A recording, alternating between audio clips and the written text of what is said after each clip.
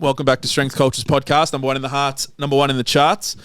We are back after some feedback from a couple of weeks ago with our sort of novice comp chat about some of the sort of misconceptions or things to look out for when undertaking a novice comp and your first sort of competition.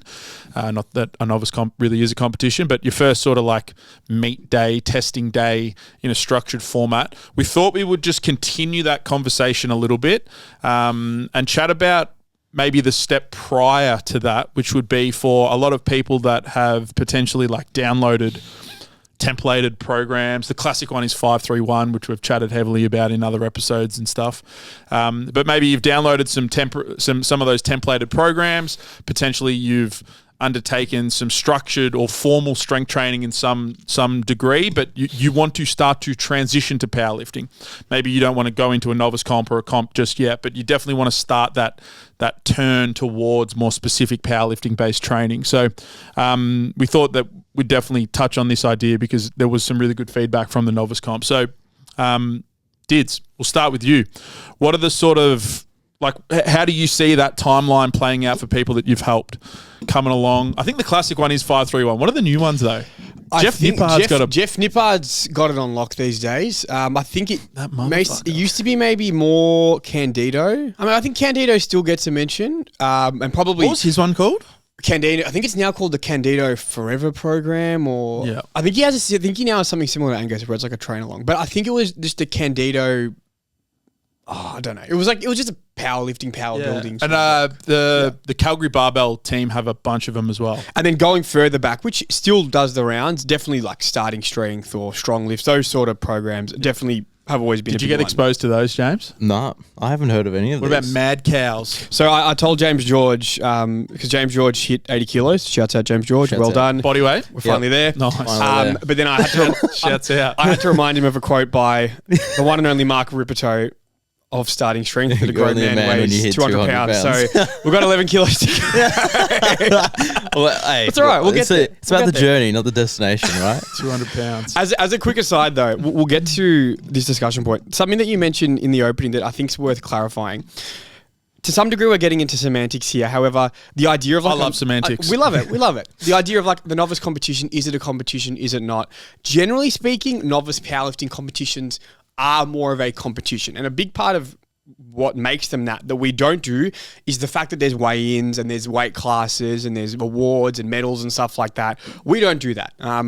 We want to chat a little bit at some point about like obviously barriers to entry and getting started. And for some people, we've found that having to do the weigh-in process is a barrier to entry, having to step on the scale, having to do all that. That's something that kind of puts them off. So our idea was just, let's just get rid of that, rock up. If you want to weigh yourself, you can. We'll give you a scale if you want to know what your official weight is on the day, but that's not a requirement. And then realistically, probably 90% of people just rock up and lift. They don't really care what they weigh. But the whole point of that is going into a novice comp or a novice, whatever you want to call it, experience where there is no weigh-in, there is no weight classes, to some degree it removes that idea of I'm here to like see what everyone else is doing and beat them. And there's nothing inherently wrong with that. But I think for a beginner, not having to think that they're being put against someone else can be helpful, because I think the benefit of with novice comps in general and how we like to run them, it's just a chance for you to work towards something structured, have fun, and test yourself. And you can do that without having to necessarily compare yourself to other people. And obviously, if you still want to notice, okay, did I lift more than that person, this person? You can do that, but just the formality of the day isn't structured around you did this and you did that and you guys weigh the same. It's just, everyone just rocks up, lift. There's no winner at the end of the day. Just has a crack. It's just rock up, do your best. That's all that matters. So that is the distinction. The way we run it, it's not as much of a competition. However, generally speaking, novice comps are comps because there is that sort of factor. There's pros and cons. That's just how we like to do it. So I thought I'd just mention that with our, I guess, way of going about things. Yeah. But getting back to someone on their journey and heading more towards powerlifting, I'd say a good chunk of gym goers who end up coming towards powerlifting probably start, as most people do, with like just a general kind of bodybuilding, body comp focused style of training. Like it's not necessarily that they're really focused on like getting super lean, but it's just most people train vaguely like bodybuilders. It might be that there's like a body part split or an upper lower, but you think more in body parts. Like that's kind of how programs are built and progress is. They'll push-pull legs. Push-pull legs, yeah. It's all based around hitting the different parts of your body.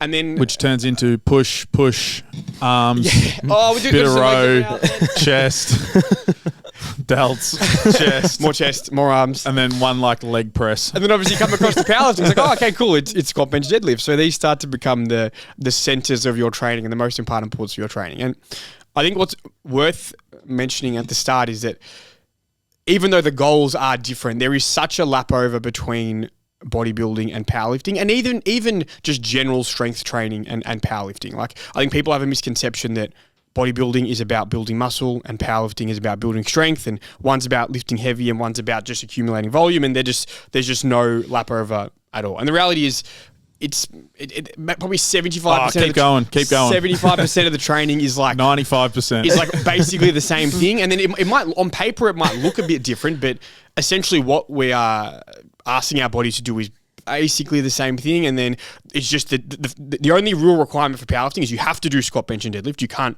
not choose those exercises if you want to do a powerlifting comp or train like a powerlifter, and you've obviously got to have some higher intensity work in there. You can have a variety of rep ranges with SBD, but obviously it would be wise to do at least some lower or higher intensity work, because you're trying to do a single at some point. So we need lower reps in there, at least some parts of the year. So that's really the main difference. But kind of circling back, everyone starts more of that kind of bodybuilding type style of training, and then at some point they realize, oh, lifting heavy looks fun, these big lifts look fun, I want to work towards that.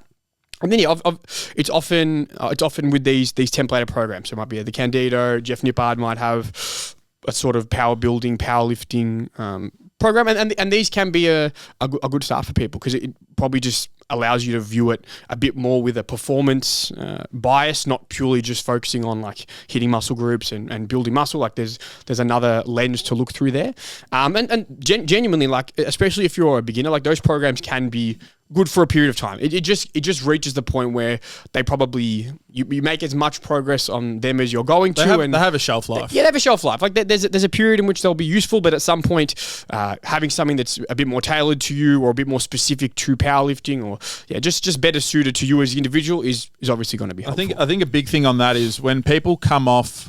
Actually, just everyone plug in. I think a big thing to that is people think about like individualized programming, and they think that there's like this very like specific, tailored, which is there definitely is. And we've chatted about in the past where the whole coaching process. So if you do decide to sign up with a coach, the whole coaching process is a longer term endeavor. Generally, you'll start with something that's a little bit more templated, and then start to modify and build sort of individualization into it. And how that looks and plays out is going to be specific to each individual person. But the crux of what a good program is very, very similar. And you were talking about sort of the similarities between like hypertrophy or bodybuilding training and strength training. At their core, they are the same thing. Like long term, the strongest people are jacked, and then also the most jacked people have an understanding of objective progression of their training and increasing reps and increasing load and all of this sort of stuff. Like the carryover and the crossover is so much more entwined. And I think how that ends up playing out is that if I get two clients, one maybe newer to training, keen to get on a program, have a bit of structure, if someone comes to me with the specific goal of it really just comes down, a lot of it is just to exercise selection. I was going to say, yeah. If someone wants to powerlift, like I can think of two examples of clients I've had sign up recently. One wants to try powerlifting. One just wants to generally get strong, build some muscle back. The more powerlifting style one, we're going to be squatting, benching, and deadlifting. So, maybe of each of those movements, we're going to be doing them 1 to 2 times a week. So those slots of the program are set. And then other than that, we have some flexibility to pick a variety of exercises. Whereas the person who doesn't specifically want to SBD or doesn't really care what they do, I can kind of put in whatever. If they specifically want to bench or squat and they ask for that, obviously I can put it in, but we're not constrained to having those exercises in there. It's not that they can't be in there, but they don't have to be in there. And then if they turn around and say, you know what, I don't really like benching, it's like, all right, cool, we'll pick another exercise. Because with the hypertrophy and the goal, there's no specific exercise that we must choose. Whereas obviously with powerlifting, you've got to move some barbells around. Like that is it. That's and the biggest thing. So if you look at two programs, there might be some different rep ranges, but ultimately it's the exercise selection. That's what changes powerlifting and from being just a standard kind of bodybuilding program. Yeah, That's the absolutely. biggest thing that stands out. And I think just to circle back to like this idea of individualization, because you finish these templated programs and feel I need something that's a little bit more individualized. Quite often, obviously, like the goals are going to constrain your exercise selection, but that individualization generally really only shapes with the total amount of work you're doing. So a lot of the feedback from like a 5-3-1 is that the volume is just not enough. And then people end up doing like these accessory days or adding more volume into their accessories because the volume is just significantly lower. It's a very intensity driven program. Higher rep range, higher weight on the bar is what's driving it. So like the amount of work is going to be a consideration for an individualized programming, and there are ways to determine that, and maybe we can chat about that. But then the other one would be the amount of like high intensity sets. So a classic one that Dids quite often talks about is for generally, like it's a very like broad sweeping statement, but like female benches, because of the range of motion and the absolute load, generally means that they can recover quickly. And then we chatted about this in the novice comp. And if you're somebody that can tolerate 3 or 4 bench days a week, doing a huge decrease in bench volume into the lead up for a comp might not be the best answer. You're probably better off just continuing with 3 or 4 days a week and just modifying it just a little bit. But for people that can tolerate higher amounts of training or higher intensity training by nature of their structure, their recovery, their absolute loads, and all of these sort of things, there are considerations to it. But potentially some individualization that needs to happen is bleeding higher intensity efforts in more frequently. For sure, and these templates, you just can't really, like you can go and select a high frequency program, but generally with high frequency, there's a distribution of your volume and a distribution of your intensity. Some people need more frequent high intensity efforts. And when we say high intensity in this sense, it's high loads and high RPEs.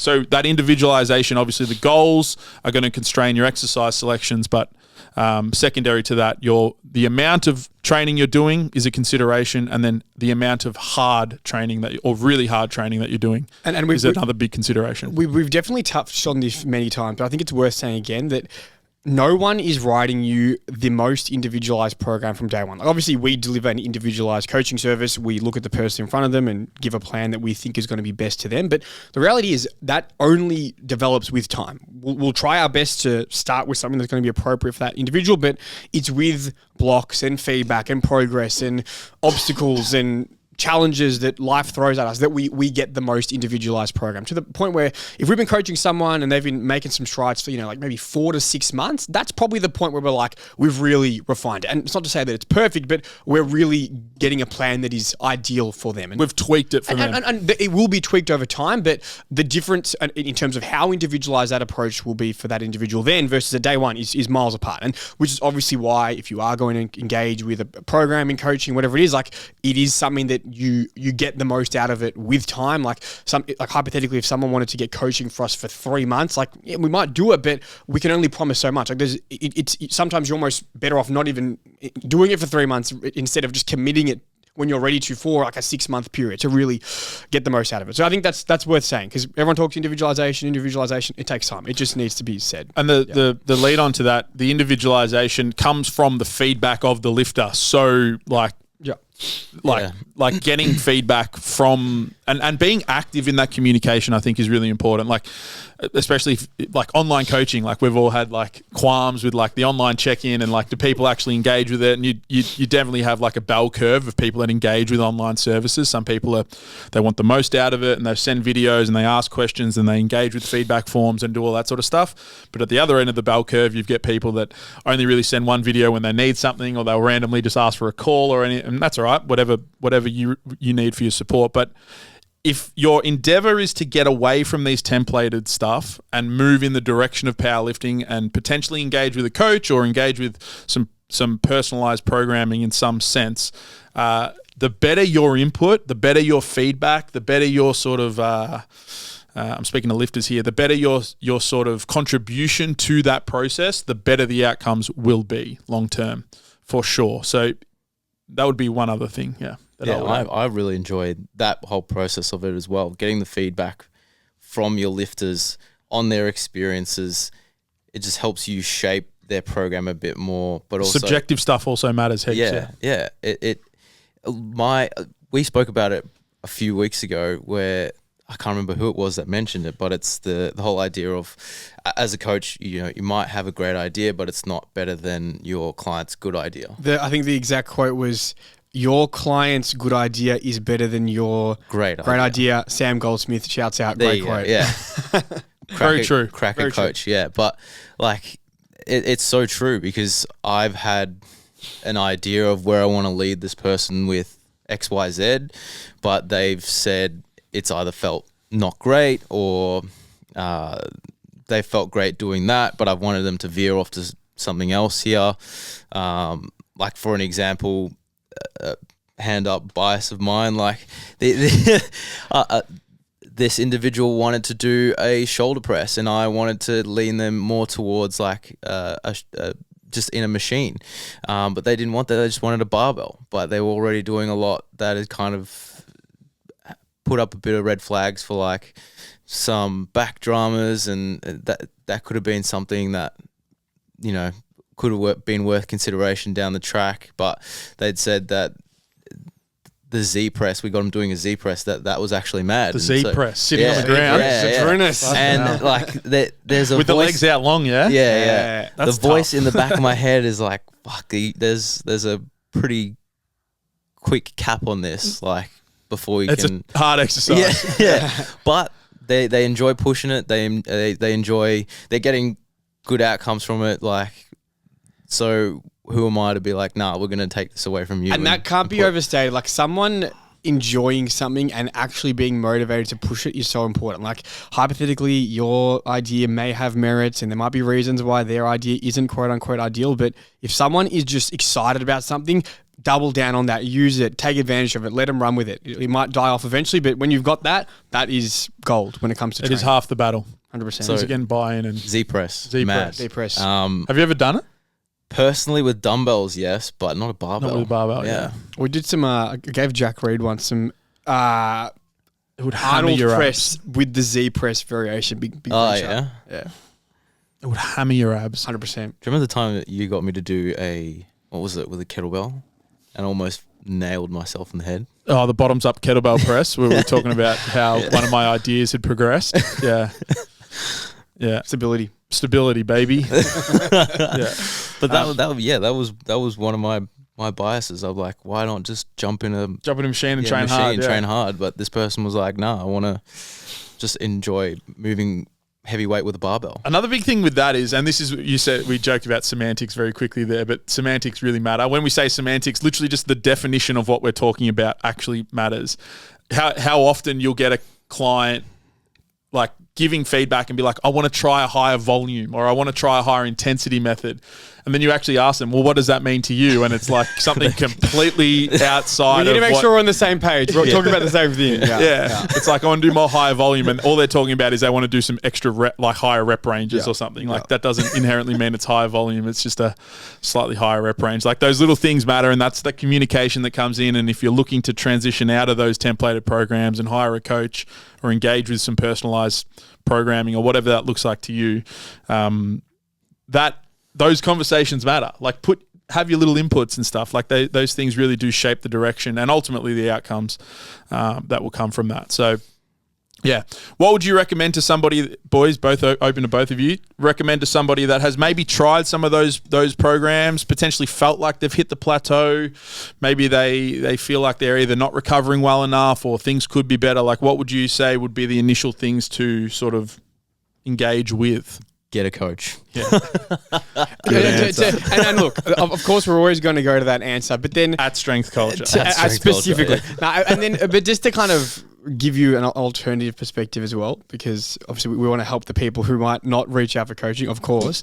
You just need to look at, all right, what's in this program, and whether you have a coach or not, like, it pays to go through the process of, self-reflection, self-evaluation, paying attention to what is happening with your training, what feels better, what feels worse, which is a coach just, I guess, speeds that process up, but you still can go through that process by yourself. So if you switch from one program to another and something feels better, but then something else feels worse, you can look through and be like, all right, when I maybe added a day, this felt worse because of this reason, or when I went up from 2 days of this to 3 days of that felt better. Just sit there and pick apart what it is you're doing, and even if you are using a templated program and that's where you're at, that's fine.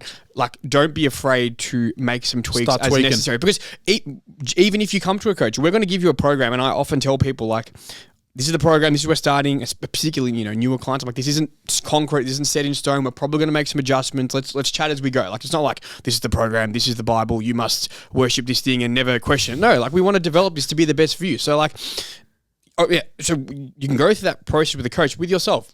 Get a template if that's where you're at, and change it. Like, that is a generalized template. It's probably going to work decent for most people, but it's not going to work perfectly for everyone. So make those adjustments that you need to. Cut a day, add some sets, remove some sets. Like, do those things that are going to work better in your favor. I'll just add one more point, and then we'll move into the Q&A pop culture. I've just fucked this again. One of these cables not playing ball recently. One more thing to that. Greg Knuckles has a great this is gold. Heuristic. We love a heuristic. That's strength culture. Which is basically just like, if the overall question is, are you making progress? Because if you are making progress, more than likely, nothing needs to change. Change nothing. Like, that is the decision. The decision is to change nothing and just continue to move in that direction. But if you aren't making progress, there's really only two things that you can do. You can train more or you can train less. So the governing sort of idea to that is, if you're not making progress, but you feel like you're recovering, so your sessions aren't that challenging, you're not really any soreness. Not that soreness is a great thing, but it can be definitely in more voluminous phases, can be a little bit of a sign of fatigue and all of those sort of things. So if you aren't making progress, but you feel like you're recovering really well, add some training, add a couple of sets, maybe add some intensity, a higher RPE or something like that. That would be the decision. If you aren't making progress, but you feel like you're not recovering, so you feel shit, you feel sluggish, you're not motivated and all of those sort of things, potentially pulling back on some things would be the decision there.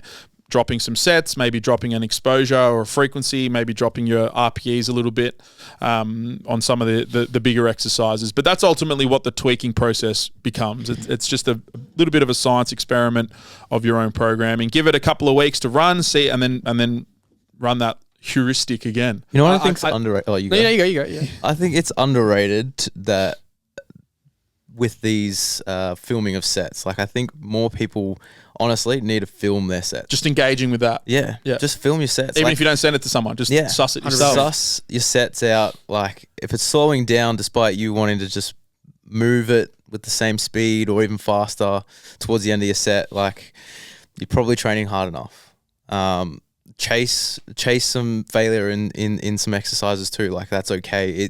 There's this huge fucking overarching negative connotation around failure, but literally, like, a lot of the conversations we have as coaches to clients is proximity to failure. Get them closer to it. Like, it's not a bad thing at all. I think when you, with specifics of like peaking and all that, when you don't take into account like just fatigue management in that sort of sense, like that not learning from that, that's when it can become, all right, we need to just reassess what your understanding of failure is and progressing further in your training. But just don't be afraid of failure. Film your sets. Be close to failure.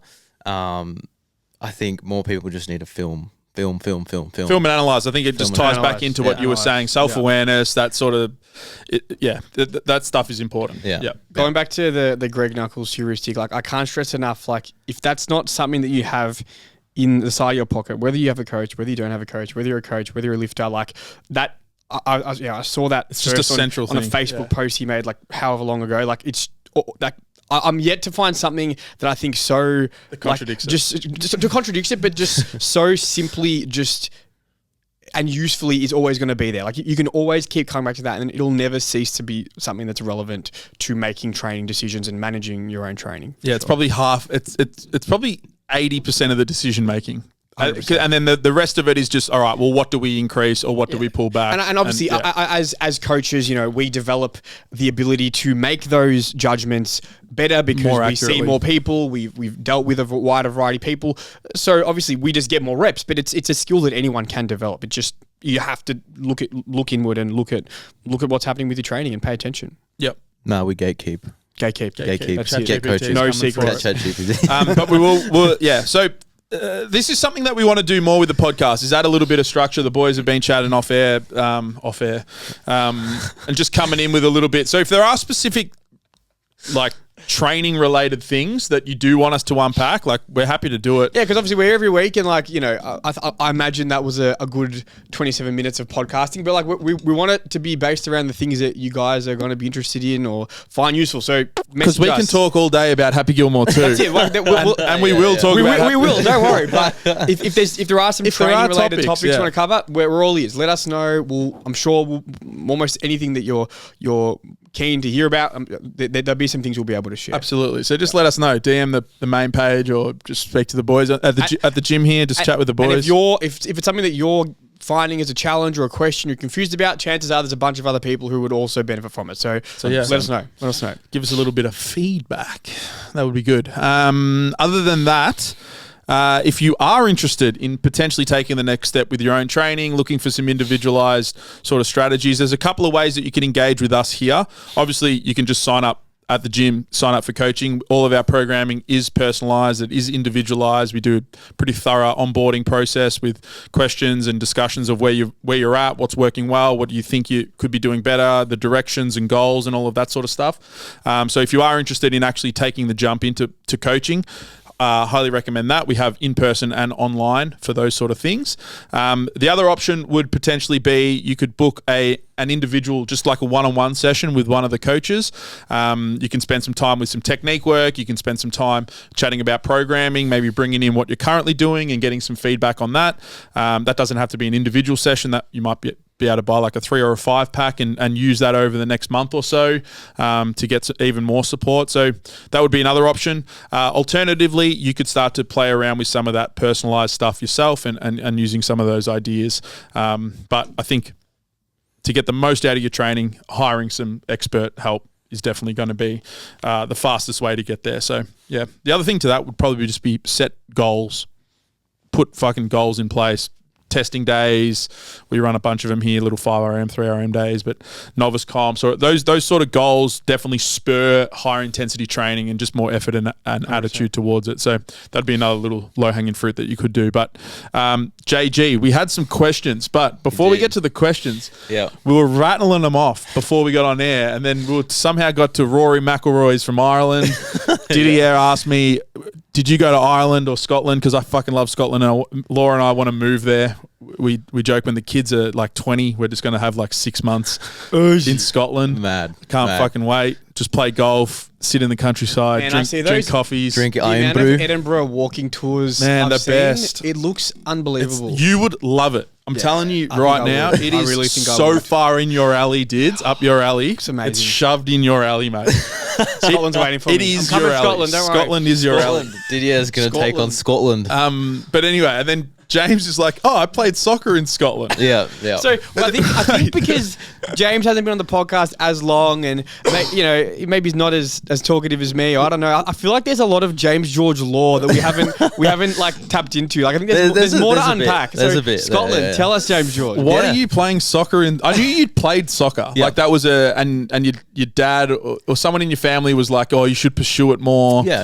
And then you were like, no, I want to lift weights. Yeah. And that's when you walked in our door. And here we are. Yeah. So this was probably maybe 2015, 2016. We'd gone on tour just around, my geography's not great, so just around the UK. What do you mean? Who are you playing for? We were a Australian representative team. So you play for Australia?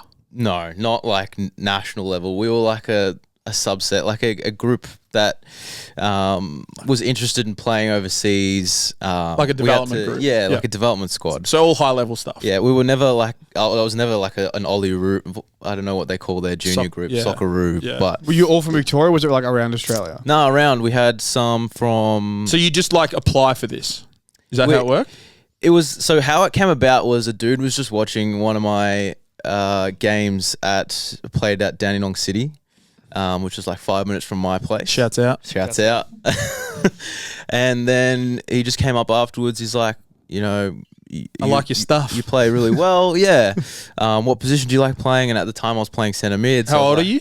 Probably like 15, 16. Yeah. All I can think of right now, I know you've seen this, Bender like Beckham. Yeah. Because I don't know much about soccer, but all I know is that Bender like Beckham. There's talk of soccer scouts. You've got to impress the soccer. That was what happened. So it was mad because I was convinced that it wasn't a thing. I thought it was just like you hear about it. Yeah, you hear about him, but you never approached. So, but this guy approached us. He's just like, I'm running this thing. Come down. We'll see if you're good enough. And we rocked up. You had to like try out for it. Try out for it. And as you were saying, it was around Australia. Yeah. He turned out to be a representative for West Ham. So that was pretty cool. So we went basically we were taken care of by West Ham's academy, which was awesome. We trained there, lived with their players for about a week. Fucking hell. Which was that was mad. How many people went over? Like 20?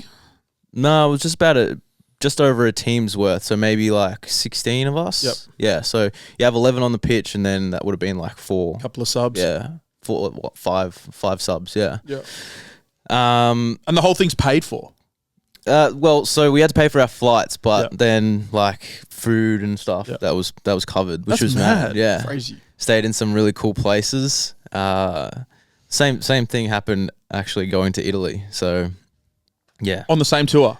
Or you did it again? That was further down the track. I think that was 2017, 2018. Yeah. Fucking hell. So, yeah. So who were you playing when you're over there? Who are you against? Yeah, so we played West Ham's academy. We played Liverpool's academy. Did you get smacked? Absolutely.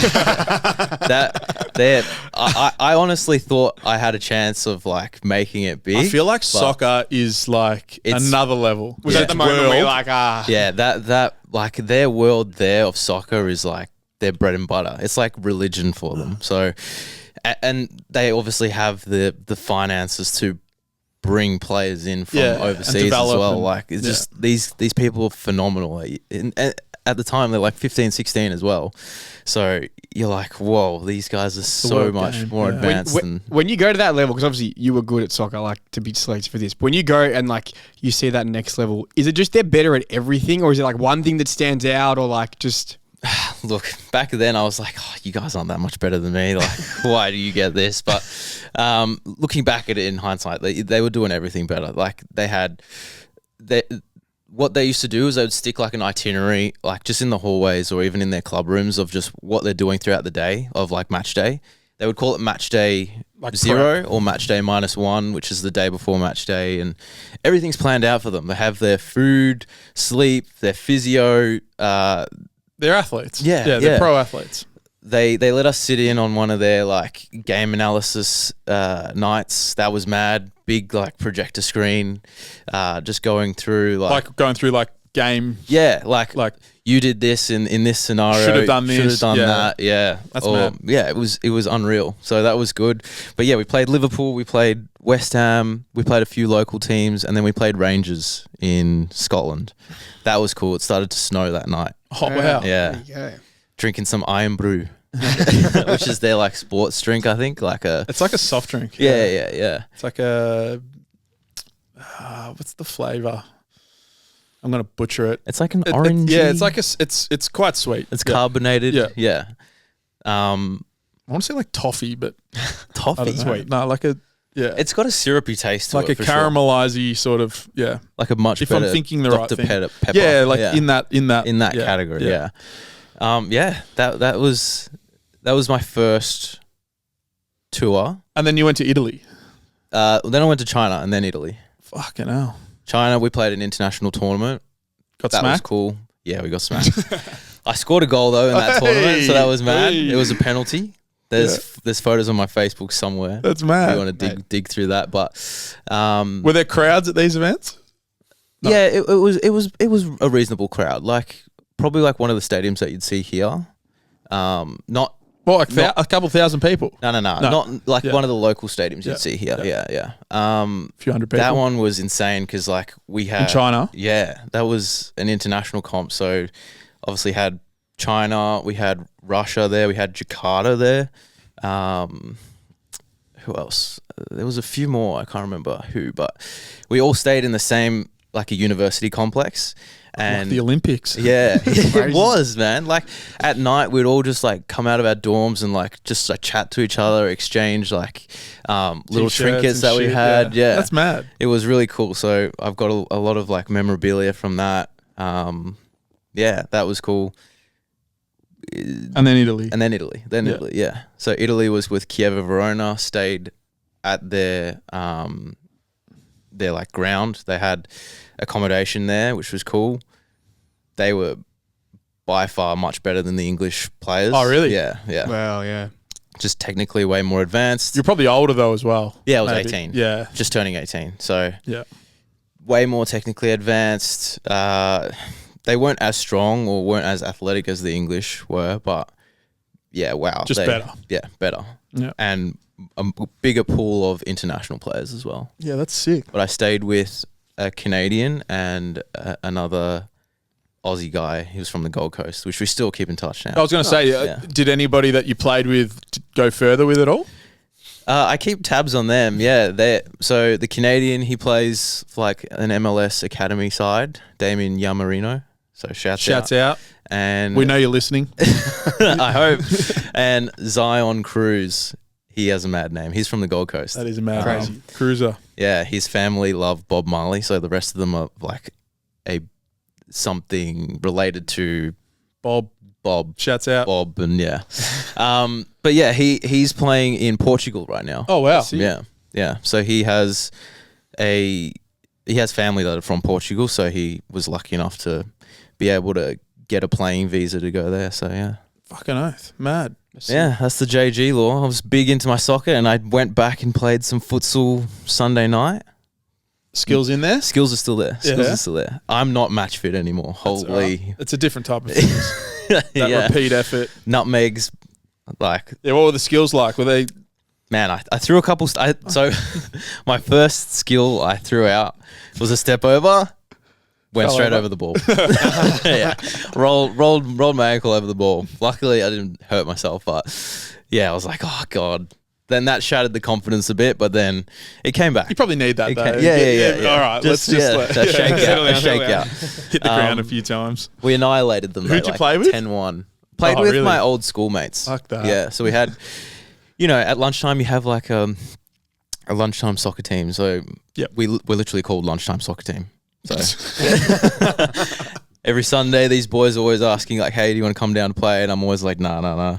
But Were they low on numbers? they were. That old chestnut. The local sport, low on numbers.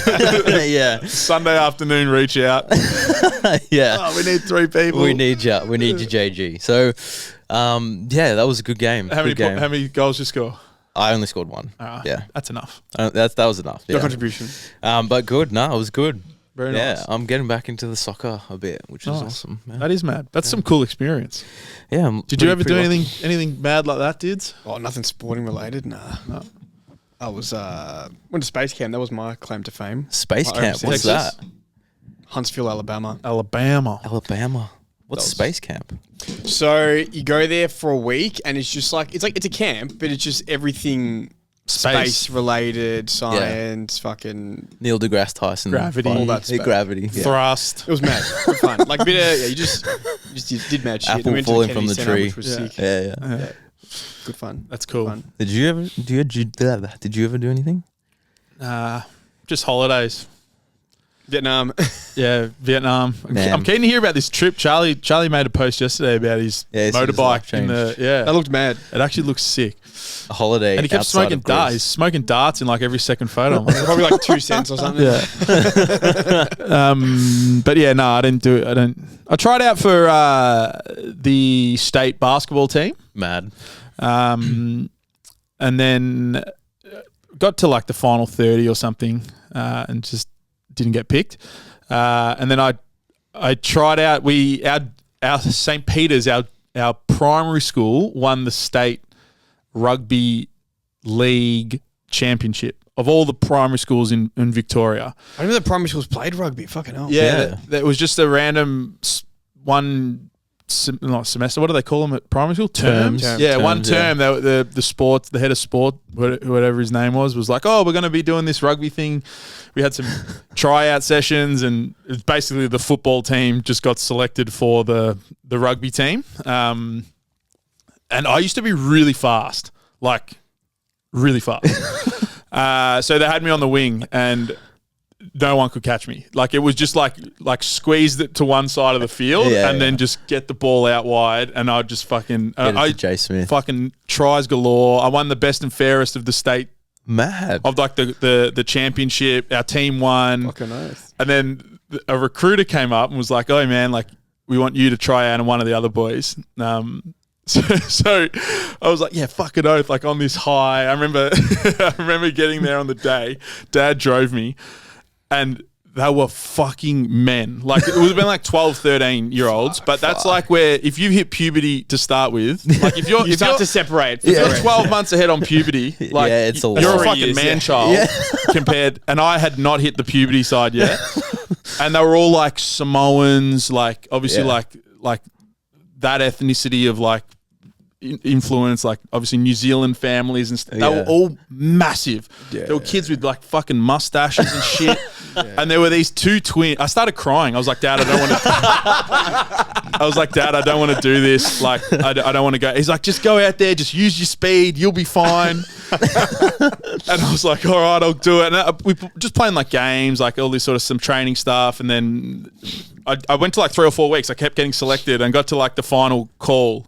And then I got cut again. But there were these two. I still remember it. I remember this to the end of my fucking life. There were these two twins, and they were fucking unbelievable. I'd love to know where they're at now. Like, I can't remember their names, but they both had helmets. And they would literally, whatever game they were in, would just fucking destroy it. The two of them. They would just like link up together. They've obviously like grown up with it, like just bigger than everyone, stronger than everyone, faster than everyone, would just destroy it. And someone kicked the ball up real high, and because in rugby, like it's a risk to try to catch it in case you fumble it, it's a knock on. So he just stood under the ball and just fucking headbutted it, like straight up in the air, like, and then like he headbutted it in the ground and it slowed it down. He grabbed it and then scored a try. I was like, what the fuck is going on here?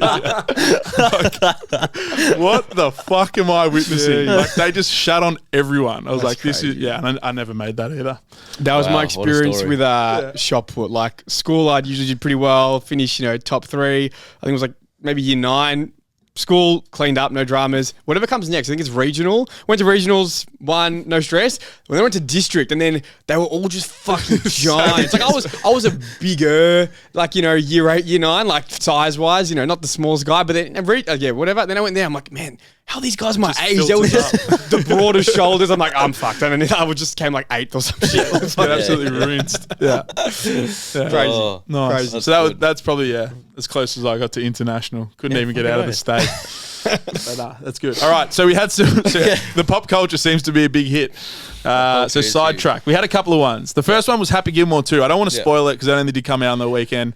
I had overall thoughts, just general thoughts. I'm going to lay some groundwork first. I ordered a pizza just because it was Friday night, and I realized that Pia had never had a pizza before, my daughter. Oh, yeah. For people watching at home. And I was like, this is our first pizza night. And I'm watching Happy Gilmore 2. And I was just like, this is fucking mad. Yeah. Like, I almost got like emotional. I was like, this is sick. Like, I remember watching Happy Gilmore like 30 years ago. It came out 29 years ago. And Whoa. And I was like, man, this is like a full circle moment. Yeah, man. Pia was like eating a piece of margarita. I was like, this is sick. Was Pia a fan of pizza? She did. She had one slice. She couldn't eat the crust. Actually, this was another one. You can't. I was chatting to someone downstairs. You can't have a bad pizza. I don't think you can. No, you definitely You can. It's always Amalfi, Doncaster, terrible. I think you can have an average pizza. No, you can. Pizza. For a while, I thought that, but what happens is your local joint is under construction. You're forced to start trying. There's some bad ones. Do you follow? Really? Have you ever seen any Dave Portnoy pizza reviews? I've seen the one where the the guy comes out of his store Starts and to he's fight like, him. Yeah, Wants yeah. to fight him. Yeah. Yeah, the Dragon Slayer or whatever. Yeah. No, you can get bad pizzas. Bad I've got a pizzas. pizza spreadsheet because I'm What I'm happened like to that? It's still rolling. Still rolling. Look, it's like I 60 think pizzas, overall they're a pretty reliable choice. Like if you're going to get takeaway, I'd say you're fairly safe, but hard it is to fuck possible. up. But it's possible. That's what I It's mean. possible. Like, Especially the wood-fired style. Yeah. You can fuck that up. You put too many ingredients in that, it's like a sloppy mess, and it's just because it's not meant to have many ingredients. But yeah, I digress. Happy Gilmore 2. Happy Gilmore 2, yeah. I loved it until the last 30 minutes. Yeah, look, I will say I loved it until the last maybe 40, maybe to an hour. Yeah. Like, I paused it because it was late. We decided to watch it late, and I was like, oh, surely there's not much left of it. You know, it's coming. It feels like it's about to climax here, so pause it. I'll save it for tomorrow.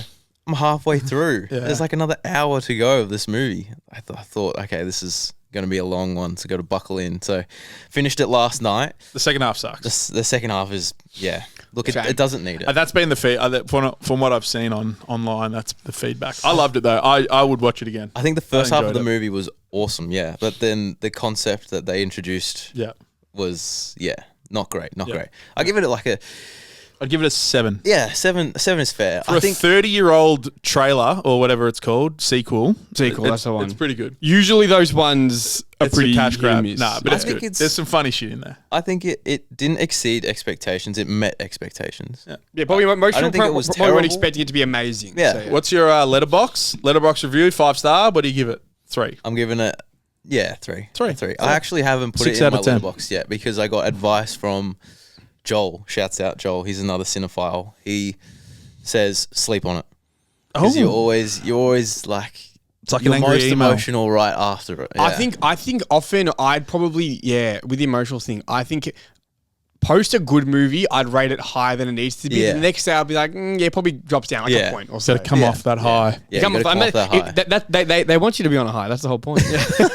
But maybe that should be the review. That was the review. That's true, that's fair, true. Fair, maybe. Look, Maybe. it had me It's more G'd up. colourful. It's I'm more not of even a... a golf aficionado, but I was like, Really? golf looks mad. Yeah, Golf is mad. Seeing Rory McIlroy, we spoke about this. Like when I'd never heard him talk before.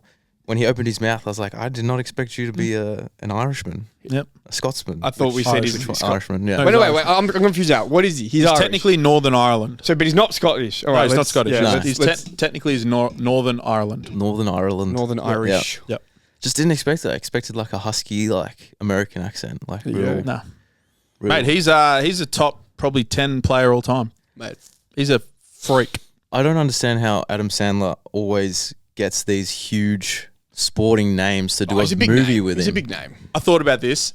I think Adam Sandler in the industry is like regarded as like top tier. Yeah, yeah. I reckon he's one of the Like he's like godlike. I think as think far he's as- I think he's surpassed what most people would want from their career. Like he's done it for 30 years. He's done every aspect of it. He's produced movies. He's like so many successful things, so many like cultural impacted things. Like Happy Guilt. Like I think within the industry, he is regarded as like one of the big. He's done it all. Yeah. Yeah. And then when you watch him outside of that, like when he's on a talk show, he's so like grounded and he's funny and it's like none of it's a show. Like it's He just seems to be a literally- pretty likable character. Yeah. Like in real life as well. yeah. I hope he doesn't turn out like Will Smith. Like I just wouldn't You'd say hope not. yeah. You'd hope not. I loved his Joe Rogan episode. It was mad. Adam A Sandler. while ago. It was like a year or Yeah. two ago, but that was mad. Yeah. I went down a bit of a rabbit hole with his movies, and so it's just started Big Daddy. Unreal. Unreal movie. I've seen it many years ago, but watching it now as like an adult is even funnier. Mr. Deeds is good too. I don't know if Mr. you've Deeds, seen no. that one. That's a cracker. Yeah, much similar era. Yeah. Probably the next movie. Yeah. But it's true what they say with like he's always got the same crew. Like, what's his name now? Schneider. Rob Schneider. Rob Schneider. What's the other one? Bill Bill Meshy. Something Meshy. nah, Boucher. Boucher. Yeah, I know. Something. who, Yeah, you know who I'm yeah, talking about, yeah, though. Yeah, yeah. kind of look bug-eyed a little bit. Yeah. He's always in his movies. It's His wife. his wife, his daughter was the Both his actual daughters daughter. were Yeah, in Happy yeah. Gilmore. Yeah, he does that a lot. Yeah, I thought that was mad. Yeah. he's a weapon. I rate him. Yeah, Rate Adam highly. Sandler. What were some of the other pop culture King. ones? We'll get a couple more of these Yeah. cues out. So this one's a bit of a leading one from JR. Shouts out. Shouts out. Oh, the NBA one. Yeah. The Rockets won't win To it. No. Jay Smith. Houston will win the chip with KD next year. No, they Question won't. mark. Agree. Oh, I thought Question Alex mark. Hayes Okay. asked that. I'm like, surely that was an Alex Hayes question No. if it was Houston related. Nah, Nah. nah. 2025 Bow. movies. 2025. I'm not a basketball guy, so I wouldn't know. Yeah. Yeah. I don't know. KD, is that Kevin Durant? It is. That's yeah. the one. It's too. There's been too many trades and too many changes. We have to. Sounds like a real business sort of. Like setup. always with NBA, I'll check in a month before the finals next year. A month before the And then we'll make playoffs, some and then we'll make some big calls, sweeping calls. But LeBron is the MVP again. That is That's it. lock that in. LeBron for another year. Yeah. 2025 movies of the year so far. Actually, I want to go back to the NBA for 1 second. Did you see that Nikola Jokic, his horse won in Serbia? Unbelievable. And he's celebrating He and he's loves like it. crying. He loves it. He's popping the champagne. Have you seen the edit to when they won the NBA finals? No, but I've seen enough of him winning the NBA finals to know what it would be. So it's just literally like his horse winning the race, and he's like galloping across the fucking thing, and he's like hugging the horse's ass, and he's like, yeah. And then like it cuts to they've just won the NBA finals, and he's like, and then he like just like trods off to the side of the court, like does an interview or whatever, and then it's like. Cuts back to the horse thing and he's like popping the champagne. He's literally crying. He's like popping the champagne. The horses He's like are truly wiping his passion. thing. And it goes to the press conference where they're like, "Oh, the parade is on Monday," and he's like, like, "I need to get home." He's like, the parade's on Monday. I thought I was leaving. Like, He's like, "I just wanted to go home." Like it's just a complete. he's just so It's his job. authentically himself. Like he doesn't put it. It's like I play basketball. I don't really care about it that much. I do it, but I'm not going to pretend And and he's like. so Yeah. fucking Yeah. He good. loves horses. He's so good at basketball. That's the thing that It's actually insane. It's actually insane. The thing with our golf, back to the golf thing, Scotty Scheffler is the same. Who's the current world number one? The comparisons with Tiger Woods are coming in. Really? Yeah, like the streak he's on in the last 12, 18, or probably 18 months to 2 years is like unheard of. It matches Tiger Woods' peak. Like just fucking dominating everything. Like it's like if Scotty's in the lead, he won't get caught. So I didn't understand the comedy that they had around Scotty in the He got movie. arrested. Yeah. Oh, did he? Okay. So I figured he going into one of the big tournaments last year. Can't remember. It might have been one of the big ones. They obviously were funneling traffic, and he got there really early. It was still dark. Somebody had cut out of the line and run someone over and killed them Oh shit. at the front of the golf tournament. Yeah. So there was like. It was dark. It was raining. There was like police cars everywhere, like siren. Like no one knew what was going on. And then obviously it's Scotty Scheffler, world number one. He's trying to get into the fucking tournament. Yeah. So his car pulled out. He had a driver Yeah. because they all have drivers to the tournaments. Yeah. His car pulled out, and then the cop was like, someone's just been fucking killed, from this exact thing. Get back in the line, and the guy was like out the window. He's like, "No, I've got fucking Scotty Scheffler in the car. Like, I need to get him in the tournament." They just pulled him out. And then for whatever reason, it started like firing off between the security or the police. The police was obviously not there for the golf. They'd come for what had happened, and it all just ended up with Scotty getting out, and they were like, "Put your hands," and they arrested him. They took him to jail before the tournament. Oh my They had to move his tee time, and then he came out, and it all got like swept away because obviously like they weren't doing anything wrong. He's just trying to get to his fucking golf tournament. But he was rattled. He played like shit, understandably. So the joke is he's a criminal, and that's why he's in jail. And he's like, and they're like, hands behind your head. He's like, I know what to do. Yeah. I was like, there's got to be something here that I'm missing. Yeah. But he's the same. He publicly says like golf is not that important. It's not fulfilling to win. Yeah. He's like, my family comes first. For him, it's faith. Faith is second. Golf is something I'm great at, and it fulfills. Like it gives my life opportunity. But he's like, it doesn't fulfill me. Like I win these tournaments, and 2 minutes later, I'm thinking, oh, what am I having for dinner? Yeah. Like he's just that type of guy. He does it in his own way compared to Nikola Jokic. But in my head, I can just imagine. I reckon basketballs would be the same. They would fucking hate it.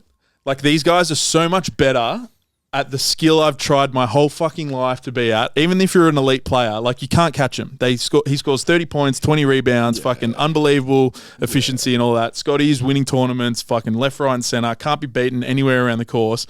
And then they just shrugs it off. Yeah. And then they just do a press con. He's like, yeah, it's not that important. Like, fucking, they're just bad luck. It's like when you get to fucking the UK, and like, oh, I got this. No, you don't. Yeah, no, you don't. Yeah, even at the elite, it happens. The real Shooter McGavins, for sure. It's crazy. So, fucking oath. I love golf. Fucking oath. Golf. Yeah. Nice. I would get around it. Yeah, for sure. Nice. I think we'll wrap it up there. We've got some more. We might pull them out next week. Charles is back, though. We'll get the Vietnam catch up. If you want help with your coaching, your programming, sign up at the gym or any of those sort of things, reach out to the page, reach out to one of the boys. Plenty of opportunities to get started here at Strength Culture. Otherwise, we'll see you next week. Thank you very much.